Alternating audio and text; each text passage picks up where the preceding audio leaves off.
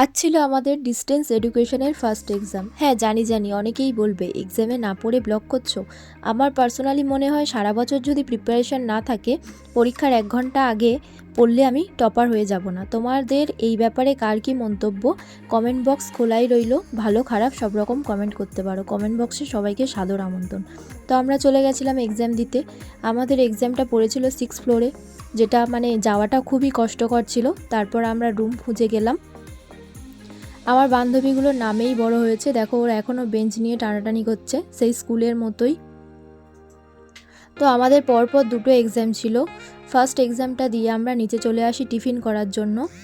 এখানে আমাদের প্রত্যেকের মা বসেছিলেন, আর ওনাদের খুবই কষ্ট হচ্ছিল। ওখানে প্রচণ্ড ভিড়ও ছিল, কেন কি সবার গার্জেনই ছিলেন, আর একটুও বসার জায়গা ছিল না। যাই হোক, কোনো রকমে কষ্ট করে আমরা টিফিনটা খেয়ে নিলাম। যেহেতু নেক্সট আরেকটা এক্সাম ছিল, তাই একটু টেনশানেও ছিলাম। তাড়াতাড়ি খাওয়া দাওয়া সেরে আবার আমরা উপরে চলে গেলাম আমাদের পরের এক্সামটার জন্য। যাওয়ার পর একটু সবার সাথে কথা বলছিলাম, একটু ডিসকাস করছিলাম। এই যে আরও একটি বান্ধবীর সাথে কথা হয়ে গেল। নেক্সট আমাদের টিচার চলে এলেন। এক্সাম দেওয়ার পর আমরা বেরোচ্ছিলাম। সেই দিন এত ভিড় ছিল, মনে হচ্ছিল ওয়েস্ট বেঙ্গলের সব স্টুডেন্টের আজই এক্সাম ছিল আমাদের কলেজে। কেউ যদি কলেজটা চিনতে পারো অবশ্যই কিন্তু আমাকে কমেন্ট করে জানিও। তারপর ট্রেনে উঠে আমরা একটু খাওয়া দাওয়া করলাম।